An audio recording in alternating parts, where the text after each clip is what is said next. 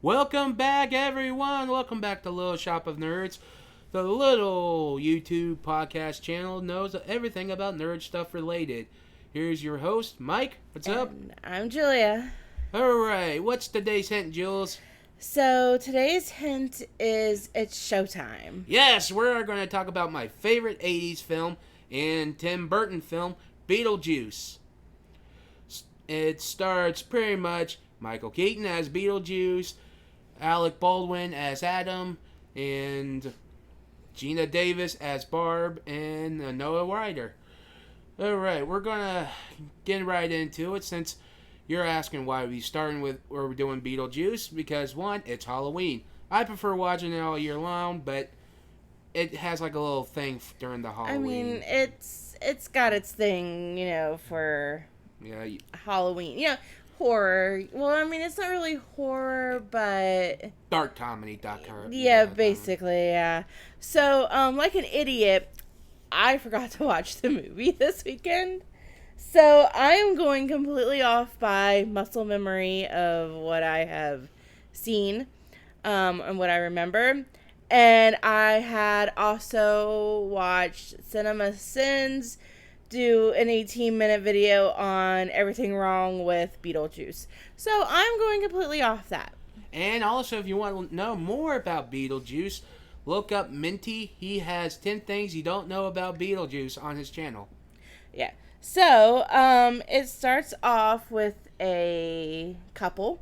They live in this nice big house in Connecticut. Which is Adam and Barb, like I was saying. And they are, like you said, Connecticut?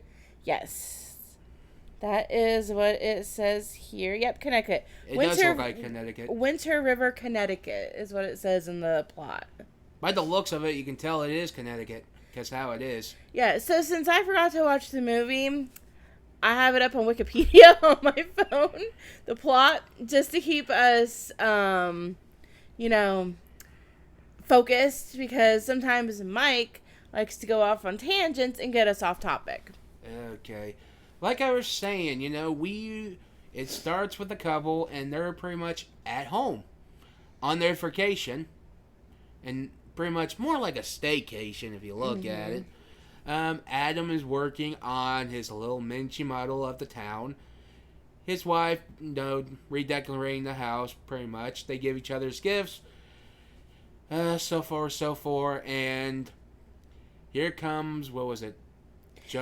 Her name is Jane Butterfield. She's a real estate agent. Now, you told me about a rumor you told me about her, because you saw... Yes, there is a theory that says that, Well, before we get to that theory, let's go a little bit further into what happens.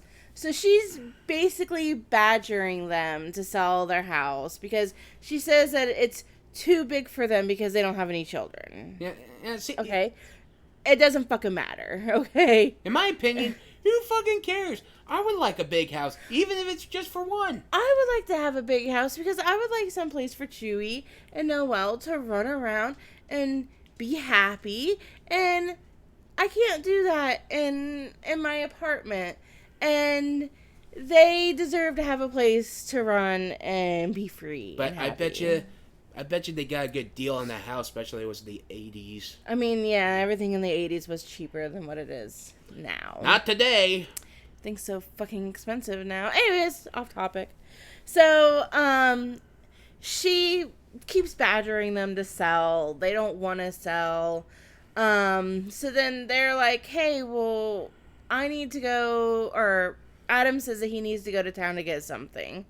And so they do. They go into town, and this is where the theory, well, let me finish. So, as they're coming home, there is a dog on this bridge, and they swerve to avoid that dog, and they plunge into the river below, and they die.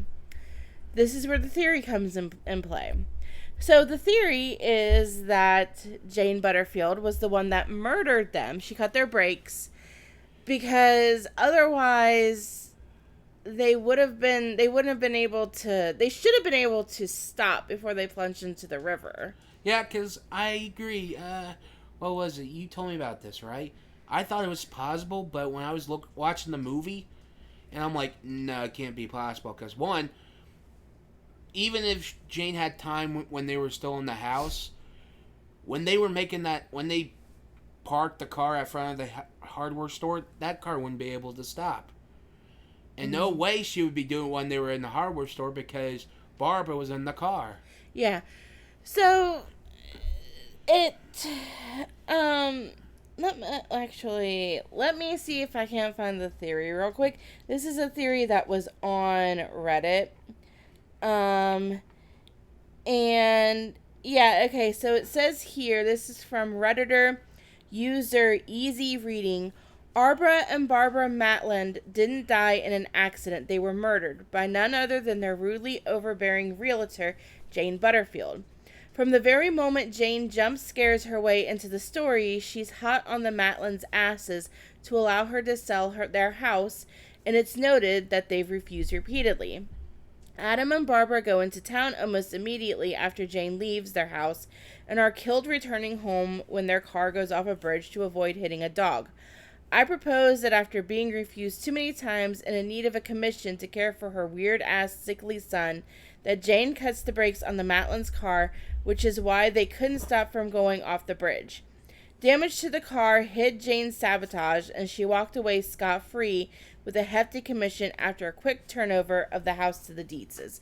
So, when they died, she was able to sell the house to the Dietzes, which I think are a wealthy family. But this is another thing. Like, Charlie brought this up last night when we were talking about it. So, how was Jane able to sell the house? Because the house wasn't hers to sell. Well, either way, it's a good point. Maybe they just... I don't know. It's... Like, it doesn't make any sense, like, how she would have been able to sell this house without...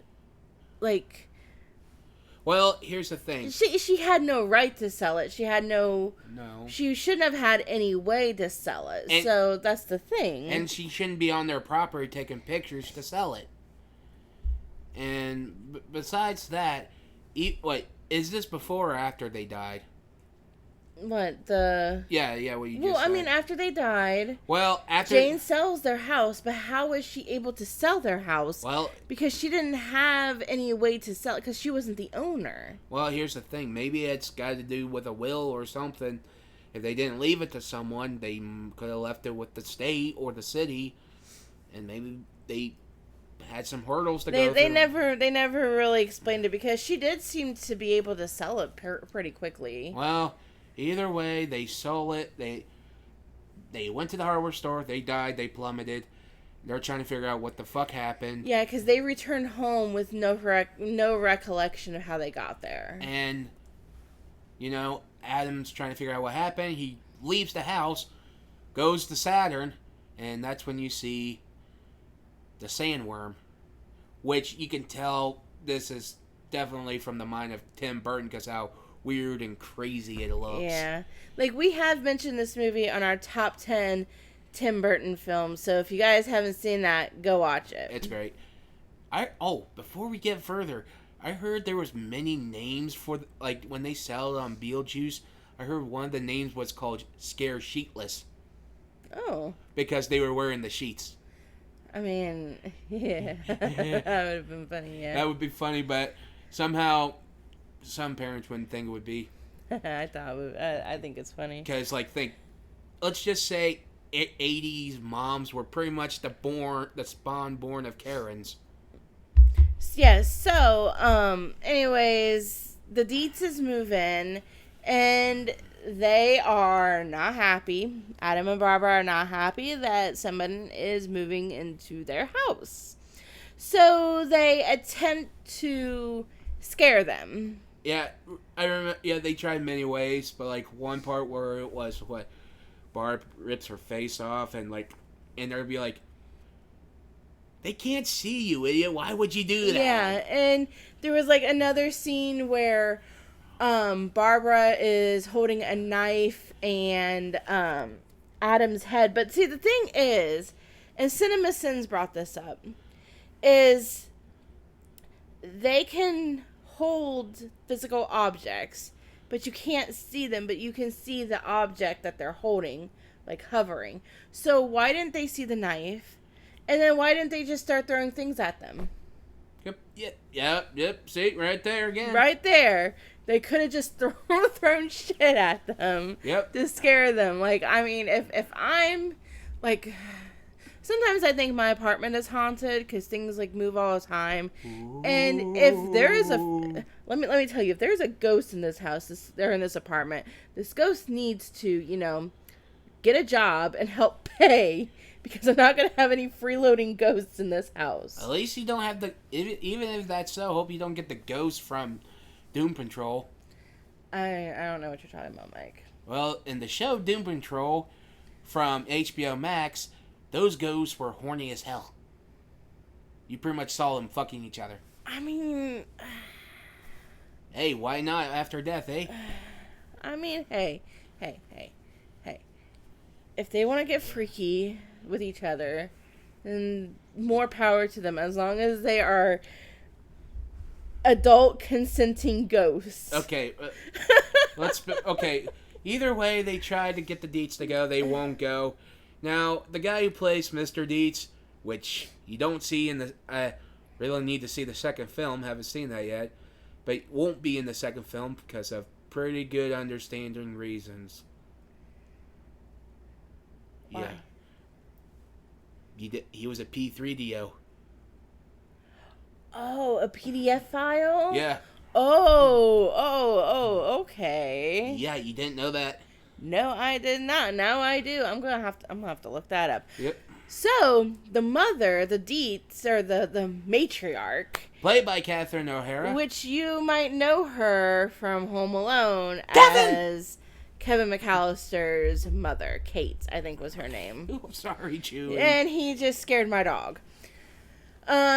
So, which I don't think we've ever shown. Let's show Chewie. Come here, Chewie. Come here, buddy. He's like, Come here. So, everybody, this is Chewie.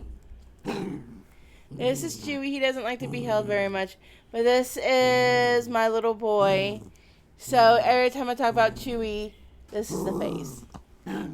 So, he's probably gonna stay there now. well, he smells my dog. Yeah, so, yeah, so she plays Kate McAllister in Home Alone, and she was in this movie. And then Lydia Deets is played by Winona Ryder, right? Winona Ryder, which you might know. A young Winona Ryder. And remember that word, young. Yeah, because this movie came out in 1988. Okay, like I was saying. Yeah, and now Chewie's got his toy. Like I was saying, Chewie.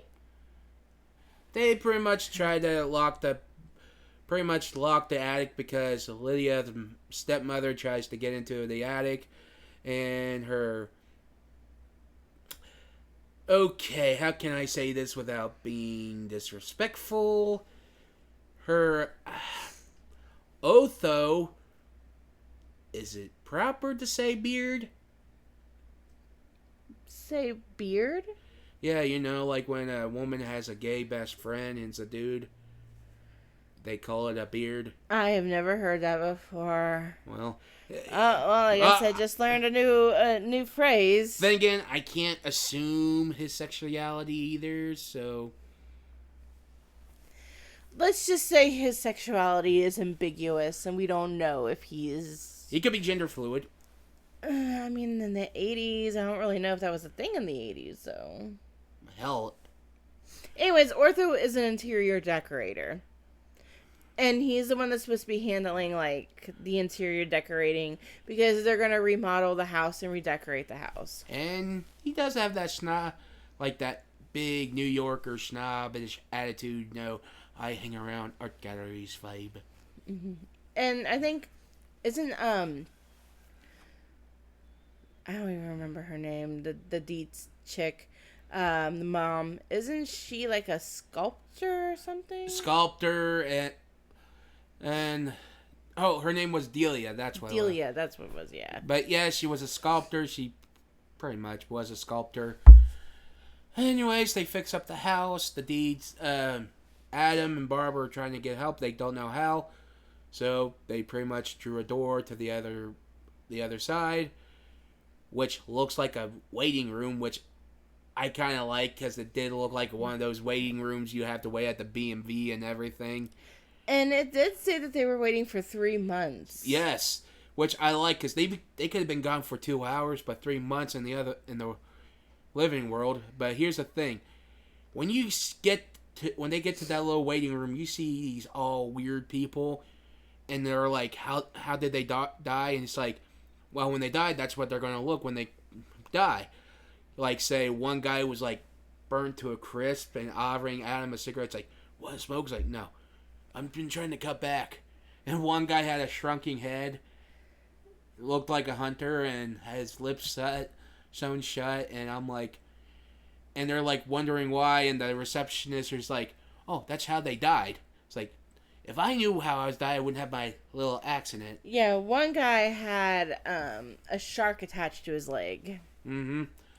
And I think one woman was cut in half.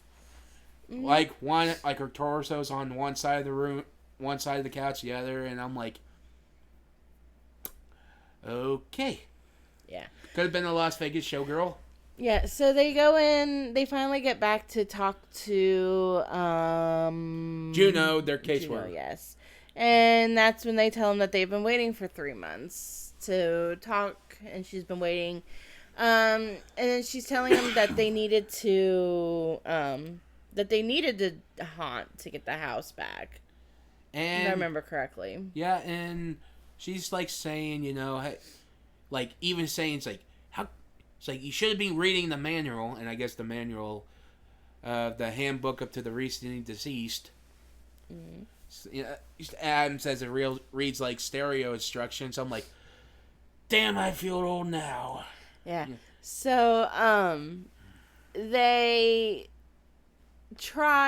start to haunt the house. Which not working because even Juno's like, how can you rip your face off if they can't see you?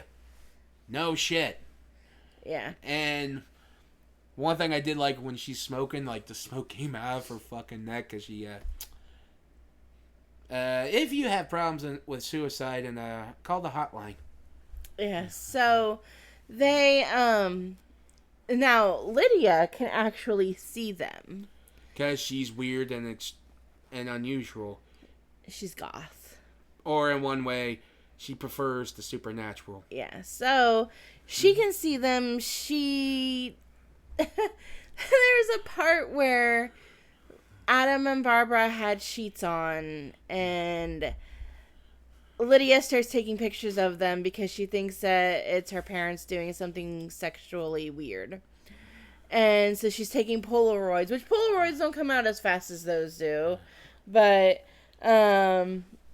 she's taking Polaroids, and then she notices that the sheets are floating because you can't see their reflections in pictures or mirrors or anything like that. They're kind of like vampires. Vampires, you cannot see reflections either. No, and pretty much, yeah, and they're just saying, how they die, like Talon's like, and they said they just want their parents out of the house, and Lydia's like, good luck with that. When my dad sees a deal, he takes it. And and the reason why they're there is because her dad's trying to relax. I guess he had a meltdown at work or something, and I guess it's also trying to make a profit too in a small town. Yeah.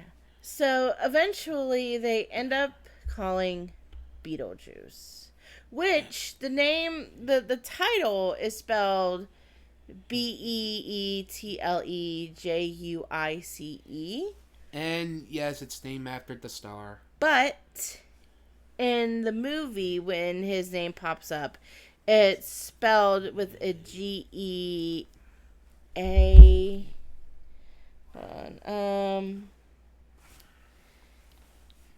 It's spelled differently. Okay, it's spelled Beetlejuice. That's how Beetlejuice is spelled in the movie, but the title is spelled Beetlejuice. Well, he was try to sell it as a product. He was known as Beetlejuice, and Juno warned him not to do it, not to talk to him, because he was dangerous. And what it was, Beetlejuice was Juno's assistant. He says, "Don't say his name," and they just pretty much suggest. She said, "You gotta do it on your own," because he wanted to be a bioexorcist, pretty much a freelancer bioexorcist, and he found a way to get rid of the living. So one way he was dangerous, and he started showing up, and he's around your cemetery, and she points at the mod, looks at the model, and foreshadowing, he's in the model, and Now, does she point him out before or after he sent them the video, the commercial? it was before the commercial. Okay. It was when the Deets were moving in. Okay. Go Beetle guy, dressed as a cowboy and stuff. Yeah. Okay. So, yeah. So he's in their model cemetery of their model town, and And they see the little white. their hauntings don't work, so they call for his help. They say Beetlejuice 3 times to go into the mall, dig him up, pops out, and he's like a nutball on steroid, on cocaine. Yeah, and Beetlejuice is played by Michael Keaton. Oh boy, it was like, He also grabs his crotch. oh yeah, there was a lot of funny parts. He was a little perverted, so I'm like, okay, that's a little funny. Not funny in a good way, but you get the point. There were some funny parts. They're like, "What is your credentials?" It's like, "Well, I attended Juilliard, graduated with Harvard, been to school with some kind of degree." He's like, "I lived through the Black Plague. Have fun with that, didn't I? I seen The Exorcist 667 times. Keeps getting funnier every time I see it." He's like, "And you're talking to a dead guy." He's like, "You think I'm qualified?" And he's like, "Can you be scary?" He's like, then the camera's only faces him back. You see a little shit coming out of his face to scare him. I'm like, damn it! I wish they would show it. I wish they would show that, but I heard they did that same thing in the second one. I'm like, Yeah. So, he appears and he basically tries to God, what did he do to them? He did something. He terrorized them. And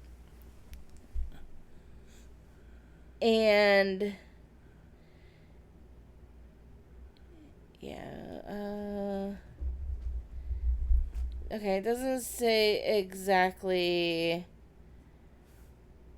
what he did. Okay, so they are transported in the model, offends them, and they exit the model. yeah, that's pretty much what it is. He just offends them. Yeah. The Matlins possess Charles, Delia, and their wealthy friends during a dinner party. Unexpectedly, their antics only amuse the group, inspiring Charles to pitch a supernatural theme park to investor Maxie Dean. The Dietzes uncover the town model in the attic, where Otho finds the Matlins handbook.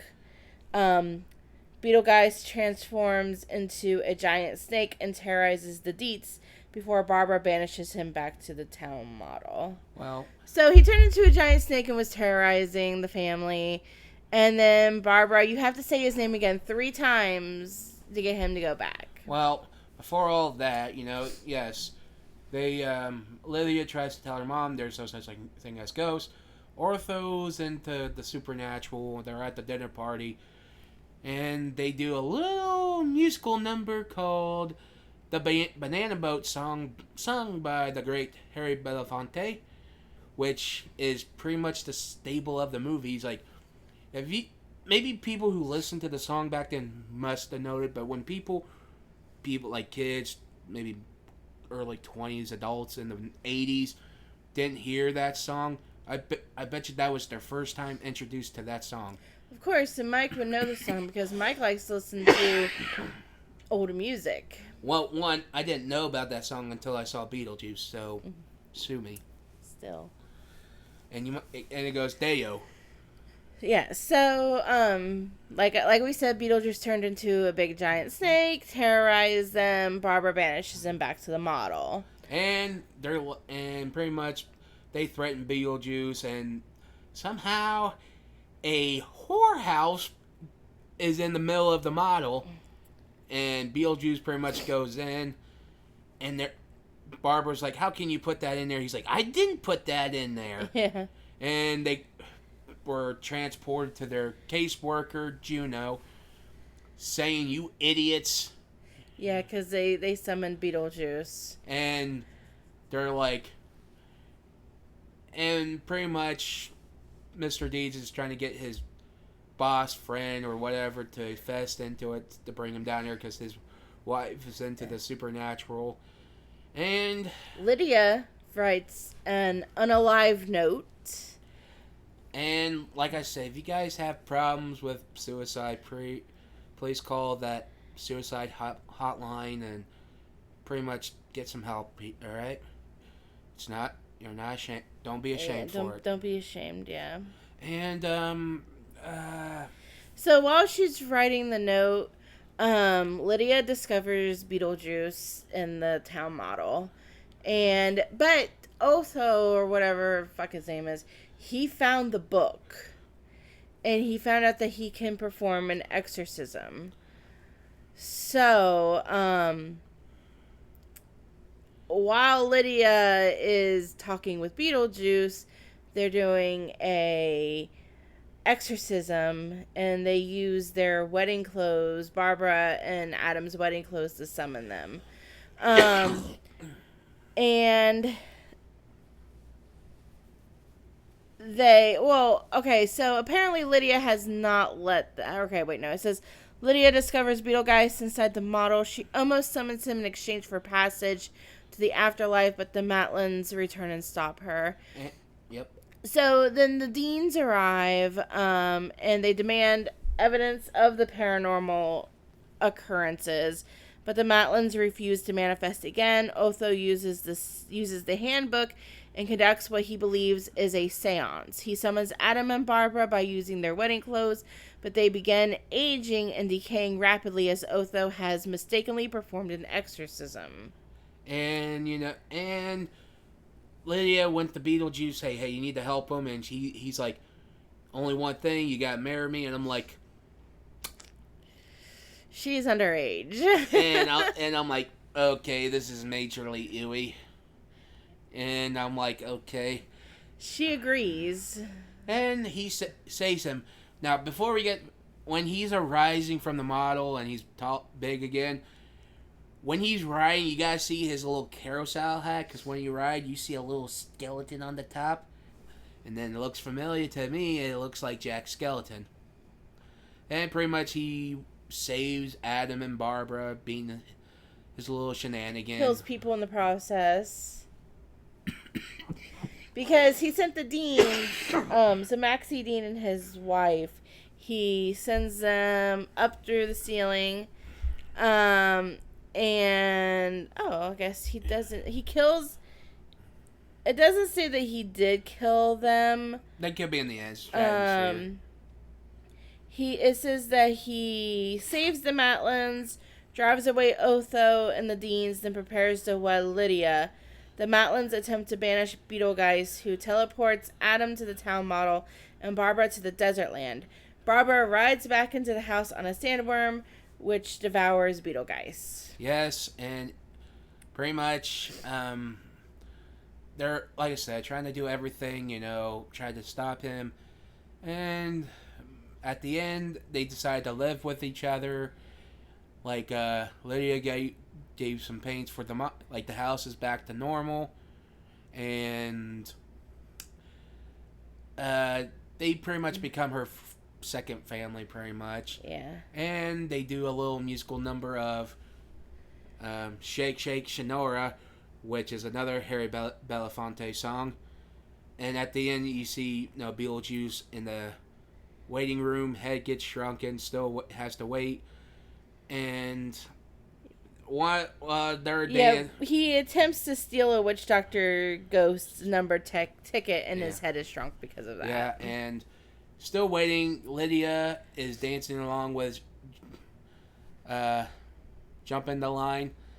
That's the name of the song. I don't know why I say Shake Shake. But anyways, then you see the ghost of the football team when they go back in the middle of the... You know how Adam and Barbara went back to Junio again? She's handling a case of football players who died and keep calling her coach. Like, when they leave, he's like, Coach, I don't think we survived that crash. She's like, how did you guess? Yeah. So, I mean, with it being 80s, like, it's actually really good for being 1980s. So, 1988... Except that one little part of Beetlejuice marrying a teenager. Yeah, I mean, that's a little icky. I mean, if you guys watched last week's episode on Phantom of the Opera, you understand that I was not very happy with the age of Emmy Rossum and the age of Gerard Butler. Yeah, and I give the movie a 8 out of 10. Definitely 8 out of 10. Yeah, it's a solid 8 out of 10. And like I said, it's on Max now. I watch it. Need to watch the second one. Yeah, we have not seen the second one yet, so we may save that for a rainy day next year. Yeah. For Halloween next year. And like I said, it's good. Give it a watch. And what's next week's hint, Jules? Okay, so next week's hint is going to be Wheelers. And guess what that is, and we'll get... I'm excited to do next week's episode, so... Yeah, this is also another 80s movie that traumatized you. Actually, no. I think it'd be more early 90s. 80s. Is it 80s? 80s. Okay, so this is another 80s movie that's gonna traumatize me and many other children. Many, look forward to that. So we will see you guys next week. Bye. Bye.